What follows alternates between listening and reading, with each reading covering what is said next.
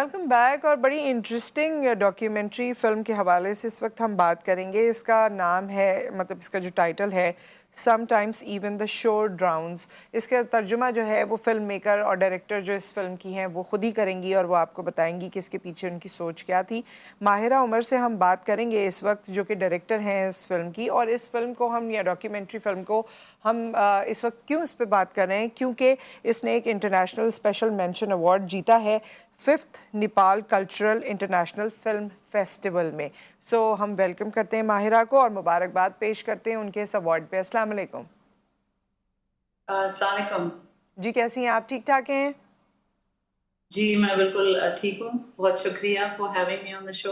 Thank you so much for your time. So Mahira is the whole sole person for the creation of this documentary film. Cameraman भी यही है, concept भी इनका था, तमाम चीज़ें इन्होंने की। सो माहिरा, पहले तो आपसे थोड़ी सी गुफ्तगू जो मेरी अभी ऑन एयर से पहले हुई और छोटी सी क्लिप जो हमने देखी, और मुझे एहसास हुआ कि आपने उस ज़िंदगी के बारे में बात की है जिसके बारे में हम शायद सोचते भी नहीं हैं, खुसूसी तौर पे जब हम एंटरटेनमेंट के लिए जाते हैं, फ़न के लिए जाते हैं और समंदर पे, तो हम उस ज़िंदगी के बारे में सोचते भी नहीं हैं जिसको आपने कैप्चर किया और फिल्माया है। सो बताइए अपनी इस डॉक्यूमेंट्री फिल्म के बारे में।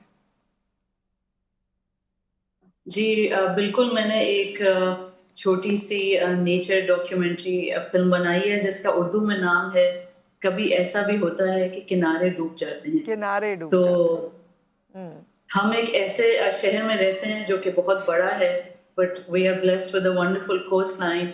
और अक्सर हम लोग तफरी के लिए हम सब कभी ना कभी वहाँ पहुँच जाते हैं। तो अगर आप वहाँ पे टहल रहे हो, खुली फिजा से लुत्फ अंदोज हो रहे हो और बस आप थोड़ा नीचे अपने कदमों तले नजर डालें, तो आपको ऐसी उम्दा प्यारी सी मखलूक नजर आएंगी, जैसे कि बबल स्नेल्स होते हैं।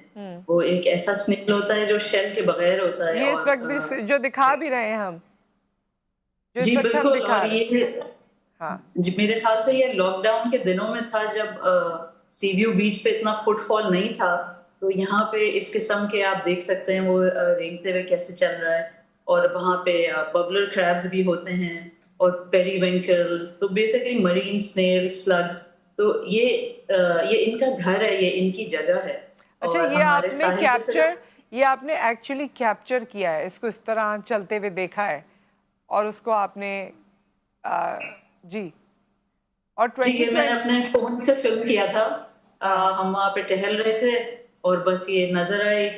और ओके। मुश्किल से ही नज़र आती है, but if you just pause for a moment तो आप ये देख सकते हैं। ठीक है। और फ़िल्म में और साहिली पट्टी भी, जो हमारे तिमर के जंगलात हैं, जो कीचड़ के वहाँ मड फ्लैट्स हैं, वहाँ जो मखलूक होती हैं। जैसे एक मड स्किपर होती है, जो मछली होती है जो रेत पे ऊपर चलती है पानी के बाहर। तो उसको भी फीचर किया है, जैसे आपको नजर आ रहा है। ये पोर्ट कासिम चैनल है, बड़ी जी। बड़ी ये बहरी जहाज यहाँ से गुजरते हैं।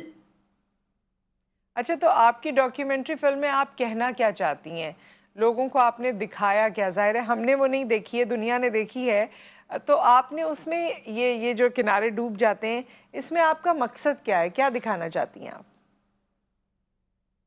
अ, बस एक छोटा सा एक छोटी सी कोशिश है कि हमारा जो कुदरती माहौल है, खास तौर पे साहिली पट्टी पे और शहर में भी जो जगह जगह कुदरती माहौल है, कि हम इसको एक मौका दें फ्लरिश करने का। वहाँ पे जो मखलूक रहती हैं उनको जीने का मौका दें।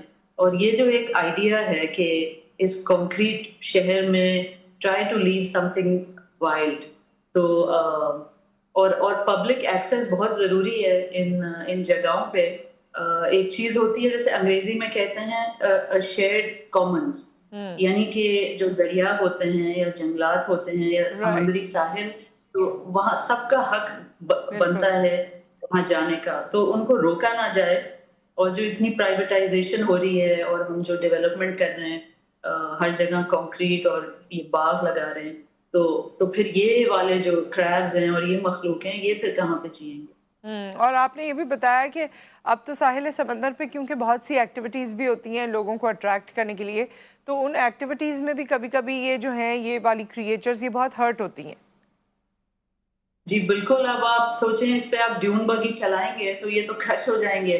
तो ये तो बेचारे बेज़ुबान हैं तो उस हुँ, फ़िल्म में इनकी खूबसूरती दिखाई है और जिस तरह ये जीते हैं हुँ, और वहाँ कई लोगों का भी गुज़र-बसर होता है, वहाँ से गिज़ली के फ़िशरमैन भी जाते हैं और तो हुँ, हुँ, ये बहुत ज़रूरी है कि इकोसिस्टम को हेल्दी रखें और हुँ, हम तो ये कहते हैं कि क्यों ना हम एक कोस्टल नेचर ट्रेल बनाएँ।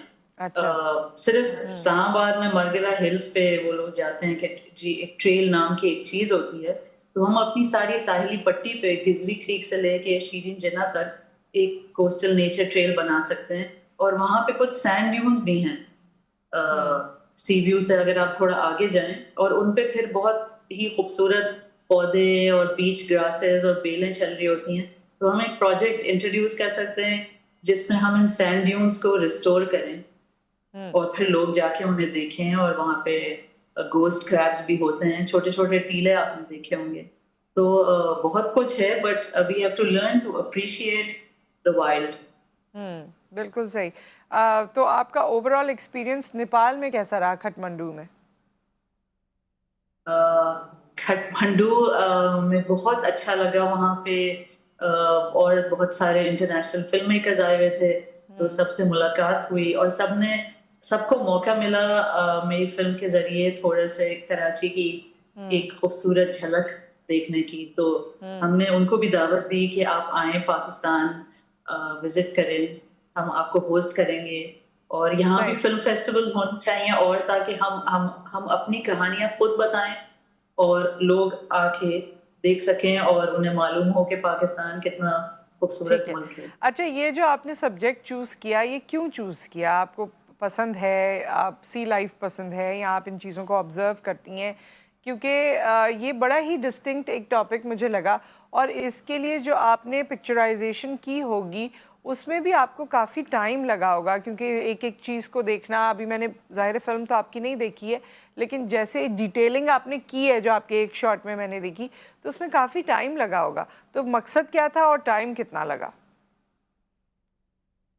जी बिल्कुल ये जो शॉर्ट फ़िल्म है ये एक फ़ीचर लेंथ डॉक्यूमेंट्री का एक हिस्सा है तो मेरी कोशिश अभी जारी है तो इन इलाकों में जाके तिमर के जंगलात भी और हर दफ़ा हम जाते हैं छोटे-छोटे क्रीक्स में या इधर-उधर तो हुँ, अब हम वो ढूँढ रहे होते हैं वो वाइल्ड क्रीचर्स तो उसमें वक़्त लगता है। तो कभी-कभी आपने पूरा दिन लगाया आपको सिर्फ़ 2 शॉट मिलते हैं। तो it's been a few years और I am still filming hmm, और बस थोड़े जानवरों से हमदर्दी है हुँ, और कहीं पे भी हम जाते हैं अपने घर में भी बैठे हों जैसे अभी मैं खिड़की के सामने बैठी हूँ तो यहाँ भी हमें इतने खूबसूरत वो छोटे-छोटे परिंदे नज़र आते हैं। हुँ, तो I just like to film them and अच्छा, share their story. I also run an animal welfare society hmm, called Paws and हमारी कोशिश है कि जो कराची में जो हाथी हैं हुँ, वो एक सेंचुरी में चले जाएं वेरी जो नाइस, सफारी पार्क में अभी बन रहा है और एक हिमालयन ब्राउन बेयर है कराची जू में हुँ, उसको भी सेंचुरी की अशद ज़रूरत है तो हुँ, we I just feel for wildlife in captivity I feel that wild animals belong in the wild and they should be allowed to live wild. बिल्कुल, बिल्कुल, नो डाउट अबाउट इट और ये बड़ी खूबसूरत सोच है और अच्छी बात ये है कि हमारे पास भी लोगों ने इस तरह से सोचना शुरू किया है, वरना ये वाले सब्जेक्ट्स अब मैं देखती हूँ कि there are lot of animal lovers और एनिमल रेस्क्यूअर्स और अब काफ़ी सारे लोग जो हैं इस तरफ काम कर रहे हैं। अदरवाइज़ पहले बहुत ज़्यादा रुझान नहीं था, लेकिन ये बड़ी अच्छी चीज़ है कि इस हवाले से भी सोचा जा रहा है। Thank you so much for your time Myra, anything जो आप लास्ट में कहना चाहें? अ, बस कल भी महमूदाबाद पे हुँ, सिंध वाइल्ड लाइफ ने रेड किया था और कुछ वुल्फ्स और फॉक्सेस और वाइल्ड एनिमल्स जो एक सर्कस में थे उन्हें रेस्क्यू किया था तो बस यही है कि कोशिश करें कि जानवरों की मदद करें कुदरती माहौल को प्रोटेक्ट करने के लिए उस पर आवाज़ उठाएं